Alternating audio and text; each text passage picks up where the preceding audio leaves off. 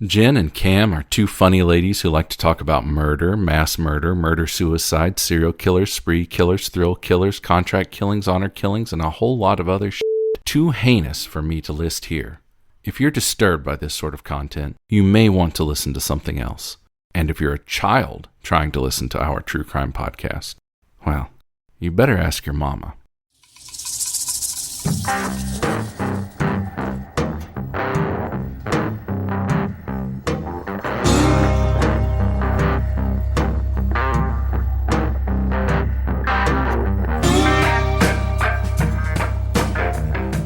Hi, Jen. Hey, Cam, how you doing? I'm doing pretty okay. How are you doing? I'm doing great. You ready for my episode today? I'm so ready for it. Let's hear it. All right. Well, we're going to go to Australia. Woo! Okay. Ready? Yeah, that'd be fun. Sorry. What do you got for us, Jen? Let's have it. All right. Ready? Here we go. I'm so ready.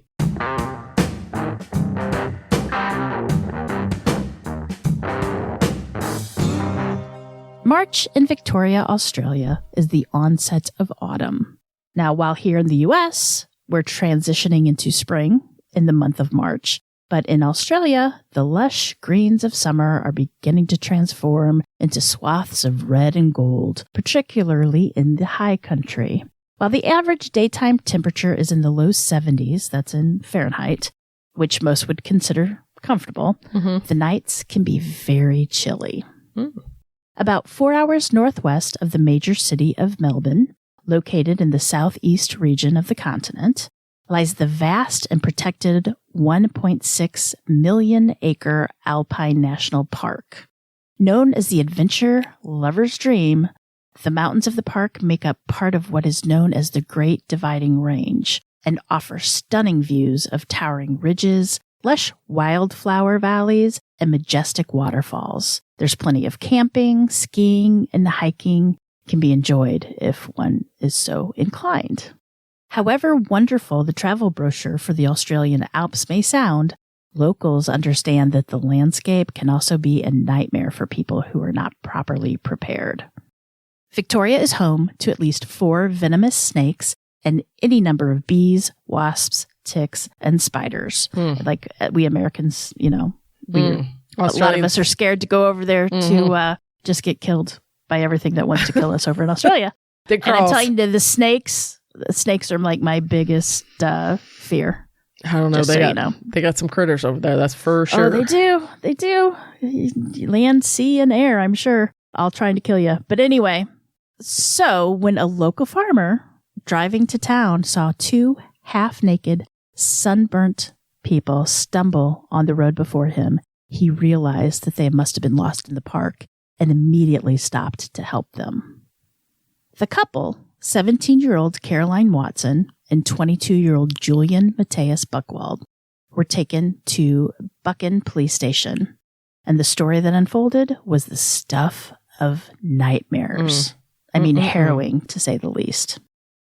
On March 4th, 2008, Julian Buchwald, a timber logger from Bungaree, Australia, drove to Churchill to gather his girlfriend Carolynne to spend the day on the 1,200-acre property owned by his parents in the Strelitzky Range. I think I'm saying that right. I apologize if I didn't. The two planned to hike to a nearby waterfall, plant some trees, and enjoy a picnic. Bungaree, with a population of about 159 people, is one of the many dots on the map of Victoria and is thought to get its name from the Aboriginal word for a good place. Described as a hamlet, the town doesn't even have a Wikipedia entry. I mean, at 159 Really? people. It's tiny. Tiny. They do have a Bungaree History Facebook page where people post photos of early settlers and discuss whether or not one of their school buildings, now defunct, should be on the Heritage Registry. And the countryside is just lush and green with undulating hills that are perfect for farming. Now, Julian was excited about his day out with his girlfriend. The two attended Morwell Apostolic Church and had been in a 2-year serious relationship. They were both devout Christians. Their families were too. Since Julian was several years older than Carolynne, he was ready to get married, and he even built a house in Gippsland to prepare for their marriage. But Carolynne, she just wasn't quite ready. I mean, she wanted to finish school first. I mean, she was only 17, right? baby. Now, this is a sore spot with the couple. They argued over this, and they even broke up for a short period of time. And so since they were religious and very devout, they valued their pastor's opinion. So the couple went to him for advice. And of course, the pastor sided with Carolynne, saying that, he thought it probably would be best if they waited for her to finish school. So Julian had to wait a little bit longer to get married. And taking long hikes, going on picnic, and spending just as a lot of time as possible together just seemed to make the time go by faster for this smitten couple. It was a very chaste relationship too, right? I mean, they're very religious, so it was very chaste. Julian and Carolynne told their parents that they would be home by 5 p.m. and just in time for dinner. So not expecting to eat more than one meal while they were gone, they only took the food that they would need for the picnic. Now, it was an uneventful drive for the most part until Julian spotted something on the side of the road. Now, he was the type of person who would stop and move a dead carcass off the road or even check to see if an animal was injured or anything. And that's so nice. He saw something on the side of the road. Yeah, He saw something on the side, so he pulled over and he told Carolynne that he was going to go check to see if this animal needed some help or if he needed to pull it off the side of the road. Carolynne stayed in the car while Julian walked back to where he'd seen the carcass. And after about 10 minutes, Julian hadn't returned. And she knew it wouldn't have taken this long for him to get rid of a dead deer. So as she looked in the mirror at the side passenger door, she saw this man rushing towards her side of the car. And he was all dressed in black, including gloves, and he had on a balaclava. We call them ski masks. Oh, yeah. Yeah. Mm-hmm. So Carolynne panicked, understandably, and she didn't know what was going on. Just this black-clad stranger running towards her. Well, when he got to the door, he yanked it open, grabbed her, and he threw her to the ground. And there he proceeded to hog-tie her, blindfold her with duct tape. He then threw her into the back seat of a car. And then after a few minutes, the car began moving. And needless to say, Carolynne was terrified. She's a 17-year-old girl. Now, for almost 6 hours, she sat in the backseat of the car, and she was tied and blindfolded, and she had no idea what direction she was headed. I mean, and she didn't know if Julian was dead or if alive or what. Where was he? What was going to happen to her? And she begged, please don't do this. You don't have to do this. But nothing. Silence the whole way. When the car finally stopped, the abductor opened her door and once again threw her on the ground. He proceeded to cut all of her clothes off with a knife and leaving Carolynne completely naked, which had to be mortifying to her. I mean, she was a very modest 17-year-old. Yeah. A kid. Yeah, and she was still a virgin, I mean, she's a baby. It's hard enough on anybody, but I can only imagine. I don't know. Scared. I won't get into it. Then she heard her abductor digging in the dirt next to her. Ugh. A worst case scenario is that played in her mind on that long blindfolded ride is possibly going to come true. I mean, she was scared she was going to be raped and murdered. I mean, that's usually... When she heard her abductor digging in the dirt, she thought he was digging her grave, Or worse, he was going to bury her alive. So Carolynne, being religious, she just began to pray. She prayed that the Lord would take her, keep her safe. In the meantime, Julian's parents were starting to get worried when they didn't come back at 5 o'clock like they said. Julian and Carolynne were good kids, and they had always played by the rules and did what they said they were going to do. And in fact, the fact that it was past 5 p.m. and they hadn't returned was cause for them to worry a lot. Mrs. Buchwald began pacing back and forth along the driveway, glancing up and down the road for any sign of them to return. I mean, she knew pacing wasn't going to do anything or wouldn't bring them home sooner, but it was something to do, right? It was better than sitting at home doing nothing. But while she was pacing outside, she noticed a bottle that was stuck in the wire fencing that surrounded her home. So, of course, being curious, because I would, she retrieved the bottle, and inside, surprise, she found a piece of paper. There's paper inside the bottle. A note in a bottle. Message in a bottle. Message in a bottle, yeah. All right. Mrs. Buchwald then opened up the letter, and just cold chills broke out along her spine. It read, quote, now it had a lot of curse words, so I'm not going to say the curse words, but you'll figure them out with the way I say them, all right? Quote, you couldn't effing leave us alone. So your son and girl went walkabout. You get Carolynne and Julian back when we finish our business in the area, but only if you behave yourselves and you don't F us around again. Tell everybody they are on holiday. Don't you dare talk to the cops again, and you'll get your kids back. F us again, and you'll never see them again because we'll F the girl to death and burn her alive. Oh.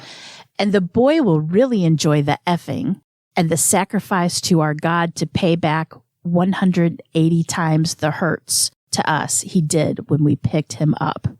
This is your last warning. Do what we say, and the kids come back in a live condition. So, now bad grammar aside, the note absolutely horrified Julian's mother. I mean, it would probably horrify anybody, most parents, right? So, but what do? Contact the police immediately. So search and rescue efforts began on the 1,200-acre rugged Bushland property that they owned where the kids were going to go on the picnic. And there were infinite paths and side roads and hills and valleys and creeks that all had to be searched. So when police checked with Carolynne's parents, the Watsons revealed that they too had received a threatening note. Only theirs had arrived about 10 days before the couple went missing. They found it on the front porch, or Mr. Watson did, and it said, quote, "Stay away or they would destroy their family." Now, the note wasn't signed, so they weren't really sure what they were supposed to stay away from. But the note hinted at a previous connection to the Watson family. Nevertheless, the Watson had given the letter to police, and who said that, there's really not much that they could do about it. The Watson, not realizing the future implications of this letter, just went about their own lives. There was pretty much nothing. It was just a letter to them at that point. Now, the police analyzed both letters and concluded that both notes were written by the same person. Now, this confused everybody involved. The Watsons and the Buchwald families had no enemies, right? They were simple, average, God-fearing people living in this remote area of Victoria, and who on earth could possibly want to hurt their children? However, there were a few things included in the note that Carolynne's family, something that concerned the police. Whoever wrote the letters hinted that Christians were the enemies, and that they also noticed that the note had a bizarre symbol drawn on it. So off to the internet they went, and they found that the symbol was one of a satanic cult called the Order of the Nine Angles. And it's not angels, it's angles. Is it supposed to be? Mm-hmm. Okay. The ONA was created in the Welsh marches of the UK in about the 1960s. It's basically a satanic group that attracted attention for its neo-Nazi ideology and activism. This group became popular in the 1980s and has now branched all over the world.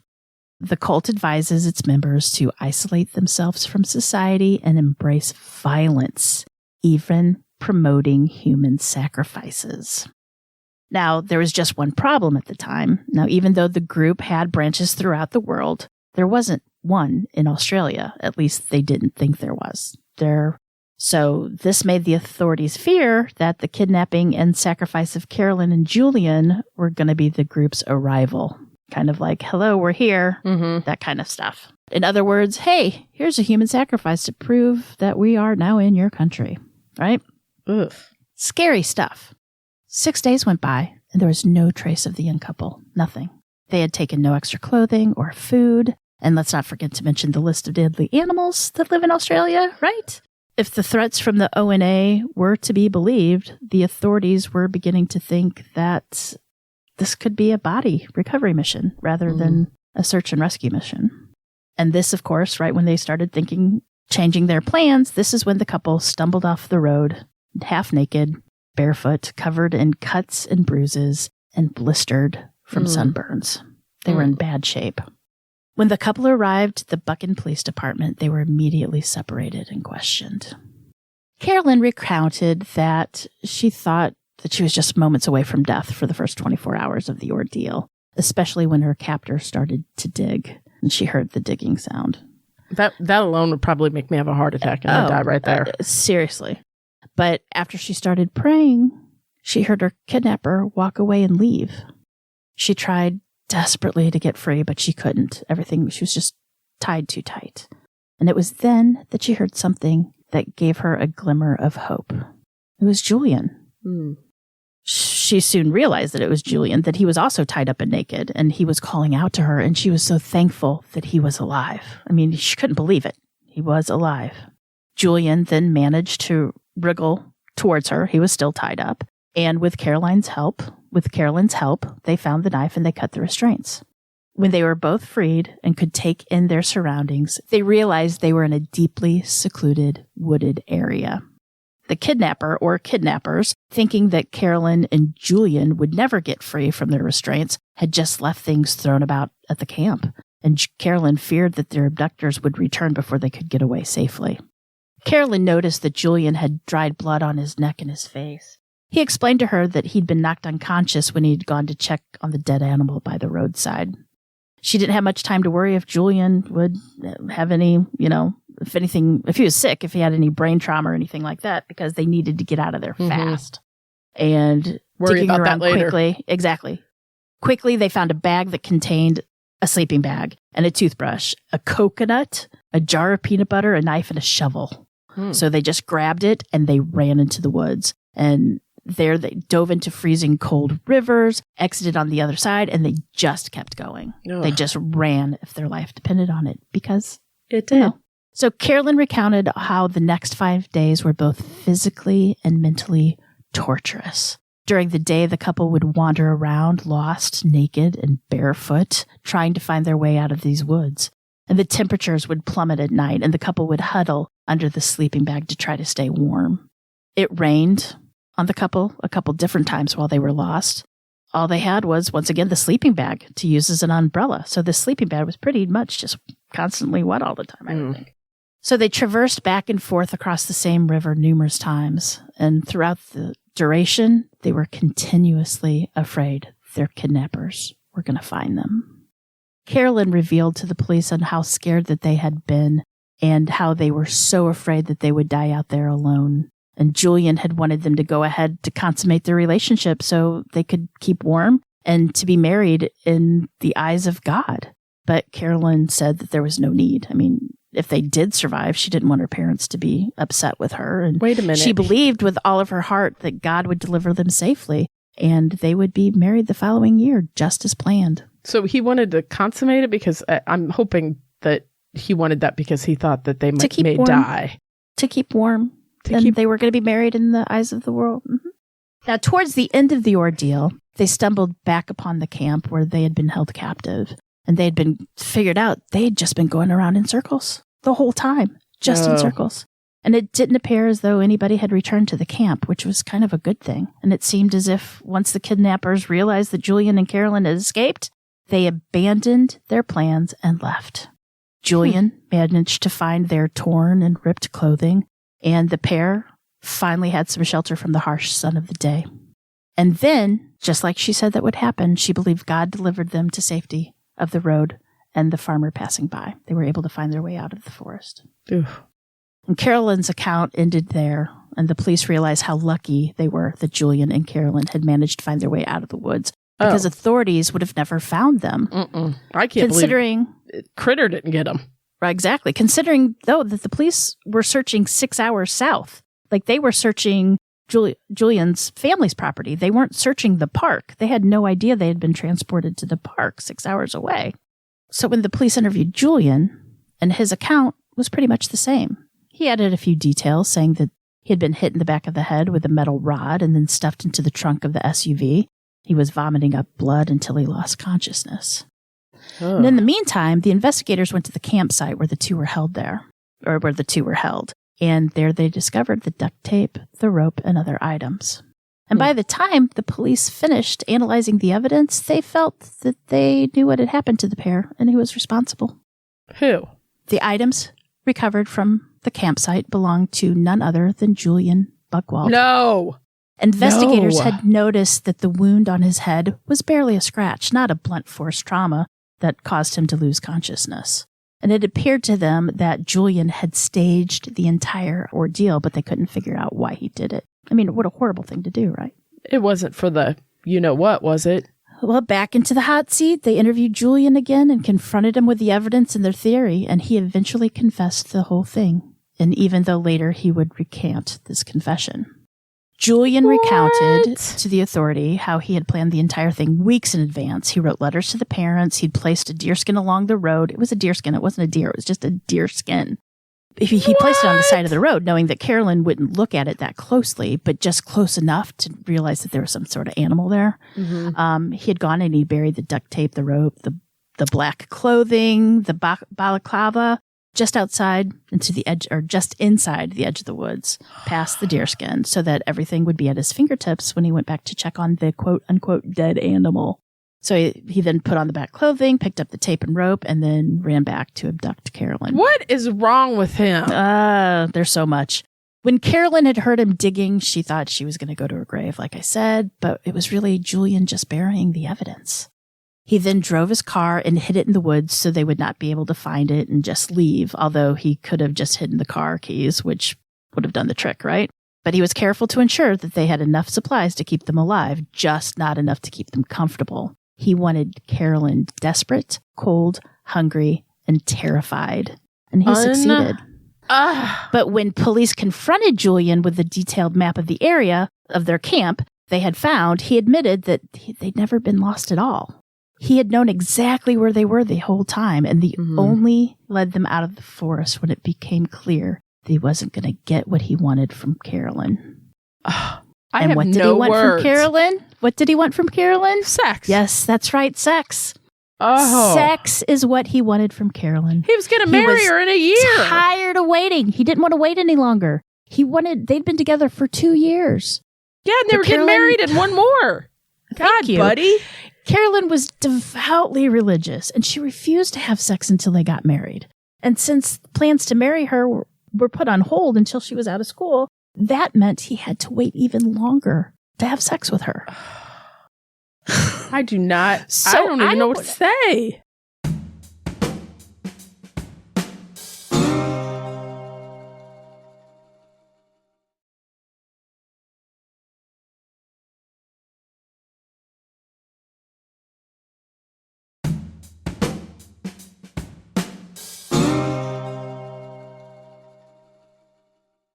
So his plan was simple, like 1, eliminate the clothing, 2, terrify her into thinking she was going to die, and 3, suggest having sex would keep them warm. I mean, how could she say no? Really? Easily. That would be the last thing on my mind. Some naked running through a forest. Thank you very much. Dirty? Yes. And thinking you're going to die and you want to... No. What kind of movies does this boy watch that... Seriously... So all the way up, I was daydreaming as you're talking, and I was like, I wonder if they're together still today, because that's like such a traumatic thing. And, in a way, it'd bring them closer. Together. But in a way, it would be horrible. Right when you said he wanted to have sex to stay warm, I was like, wait a minute. No. Yeah. Wait a minute. I mean, and poor girl. I mean, she was either freezing or she was getting sunburned. She was half starved. She was terrified. I mean, but yeah, let's have sex. Right? I mean, did he really think this was a brilliant plan? And then he got mad and said, okay, fine, we're going to get out of the woods. I mean, she's not going to give it up. Might as well go back home. I don't even know what to say. Yeah. But Carolynne, she stuck to her guns. I mean, she's that devout Christian that she was. If she was going to die, if she was going to meet her maker, she was going to meet the maker in her purest form. She wasn't having none of it. Also, let me just say, thank God what she stuck. What a girl. Because then I'm telling you. She ended up realizing what a person he is, right? Oh, yes. Right. So if not, who knows what would happen, right? No. Yep. Would have been married. Julian was charged with unlawful carrying away against one's will, which we just call it plain old kidnapping here in the United States. He was also charged with abduction with the intent to marry, and abduction for sexual penetration, and theft. Julian was released on bail and was awaiting his trial. Only thing is, Julian never had any intention of making it to his trial. Julian had immigrated to Australia from Germany as a baby and still had distant family in Germany.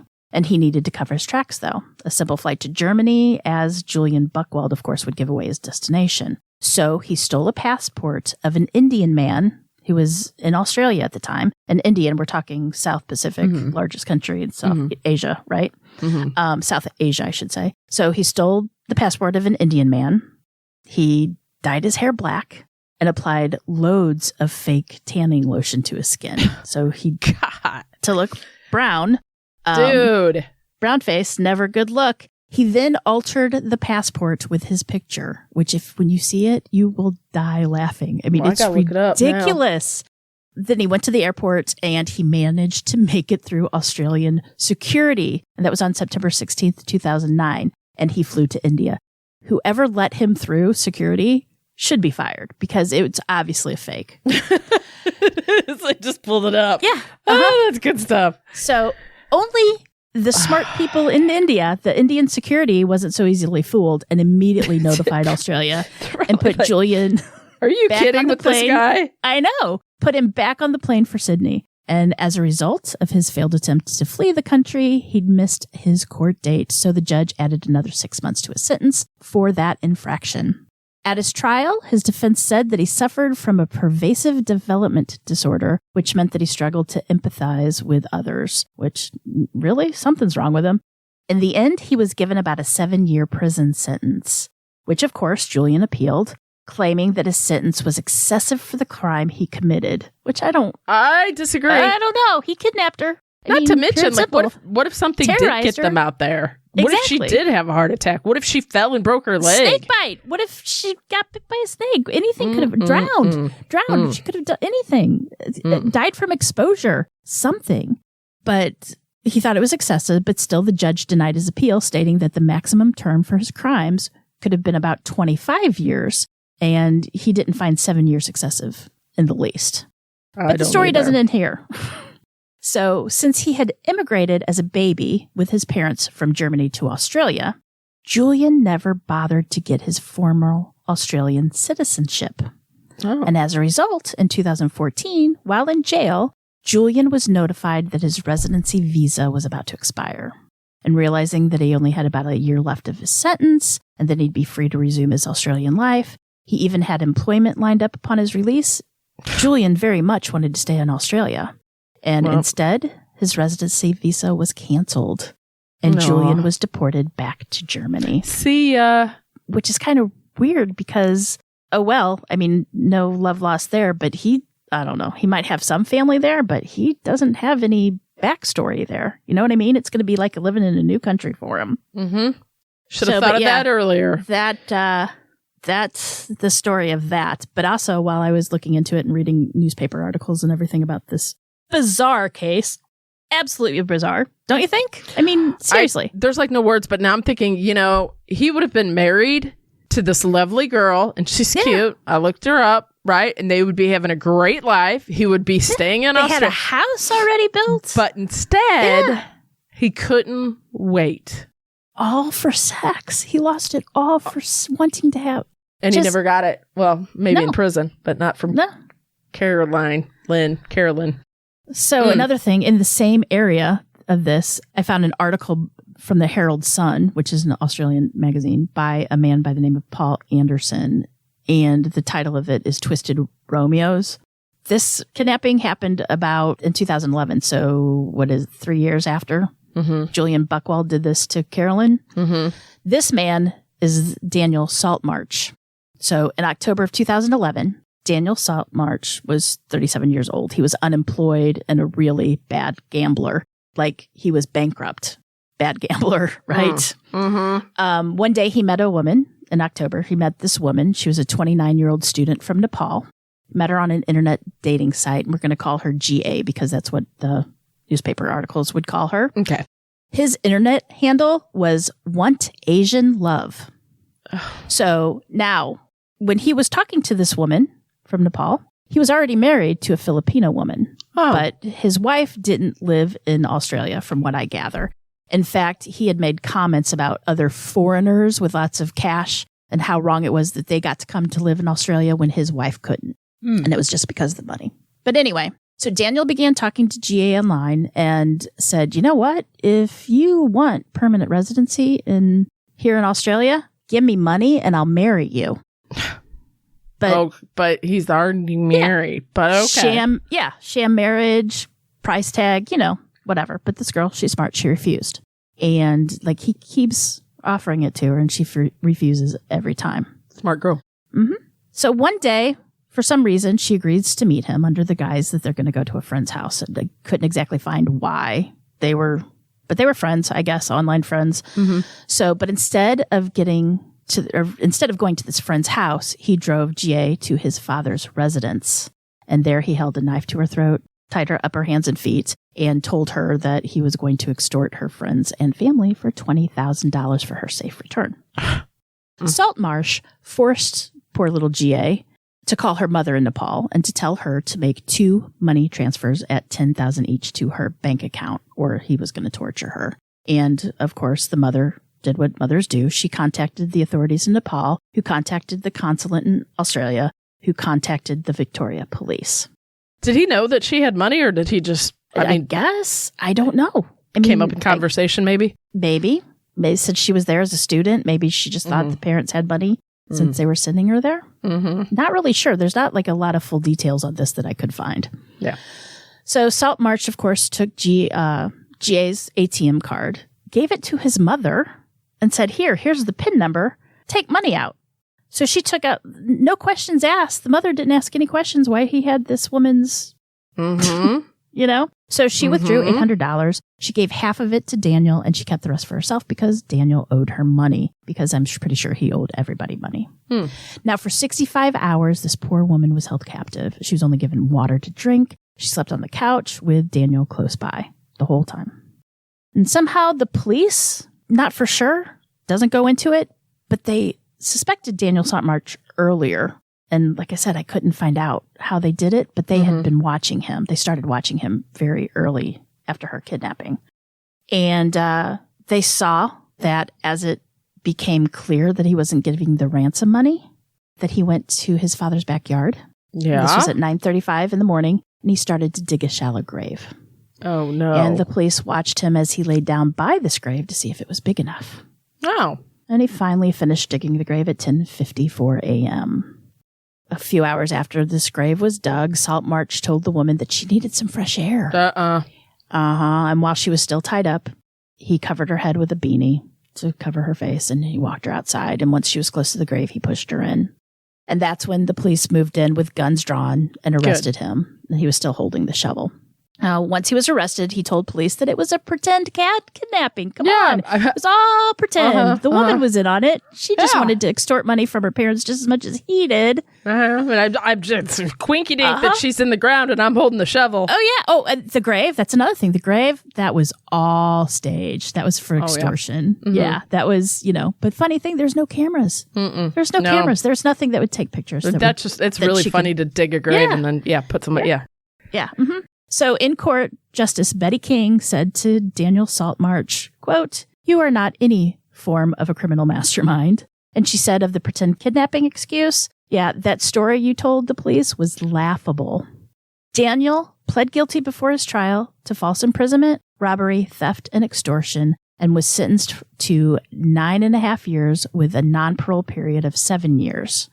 Nobody was really happy about that. So the director of public prosecutions didn't think it was an adequate sentence at all. And you know what? A few judges and the Court of Appeal president agreed. So they granted an appeal, and then they resentenced him to 12 years in jail with no parole for 9 years. And also, Saltmarsh's 60-year-old mother received a suspended jail sentence for crimes connected to the kidnapping plot, including lying to police in an effort to protect her son. Yes, talking about an indulgent mother. But, so that happened not in the same Melbourne just type Victoria not okay. Era, like a couple of years difference. No, I know. I don't know what they think. Hey, I got this great plan. I'm going to meet somebody online, and then I'm going to bring them to my house, and I'm going to keep them. And get some money from. Just horrible. But the whole Julian Buchwald thing just amazed me. That's just, I don't even understand the, and if you really 22. loved the girl, you were going to marry her. Why didn't you just wait? buddy. My God. But then and of course, what's the scariest thing to a devout Christian is a satanic cult, right? No, yeah. So had to bring that in. Oh, he knew what he was doing. Shame on him. 22 and 17, the age difference makes me a little bit uncomfortable, especially for the 17-year-old. Wow.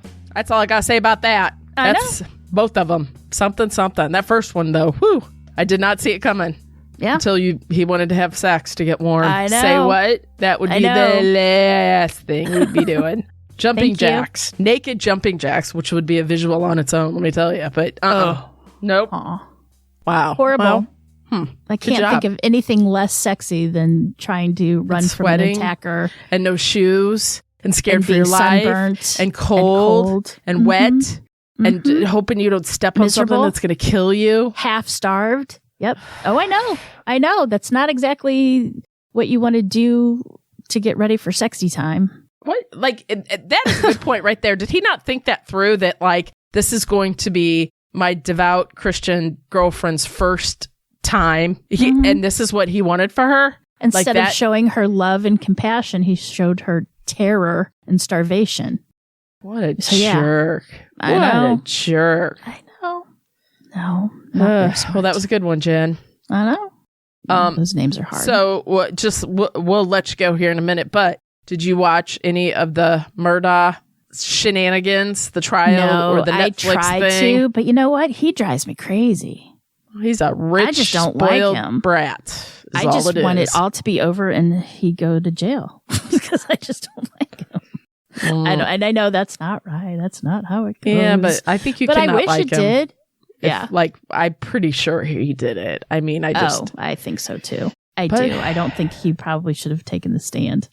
But I think everybody thinks that. That's just dumb. I don't know. His attorney, I don't know. He's cocky. He's narcissistic. So, of course, he wants to tell his side of the story. But, yeah, I don't. Yeah. Ugh, terrible. He's not a nice human being. No. I mean, I've been following it, but I haven't been watching it because he just gives me the shivers. There's just don't like him. Something's off about him. I got it. Mm-hmm. All right. No. You watch anything else lately good? No, finally watched the newest episode of Poker Face, and I was surprised to see Nick Nolte. Hadn't seen him forever. Ooh, right? Looking old. I mean, he's 82, so yeah, looking old. But that kind of he had the shakes, and it makes me really sad. Yeah. Because, all these people that we grew up with are passing away. And I know, they really are. I don't like it. I mean, we're still young, but everybody else is looking really old. They just keep getting older. I don't know what it is. I don't know what it is. We're just young.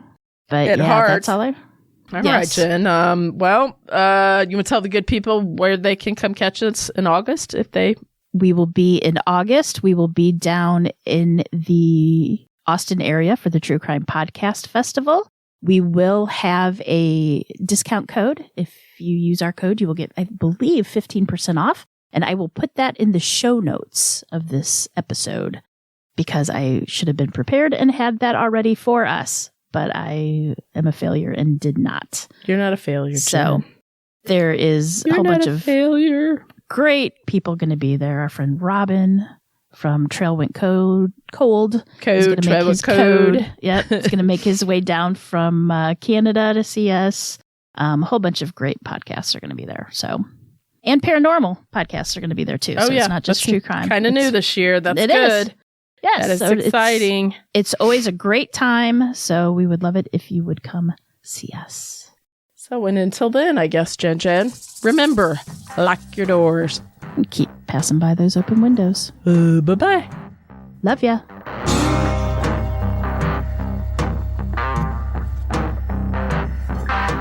For more information about this episode, as well as all other sources, please check out our show notes or the podcast website at ourtruecrimepodcast.com.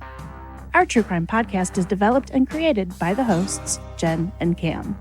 Original music and audio mix of all our True Crime Podcast episodes is courtesy of Nico Vertesi from We Talk of Dreams.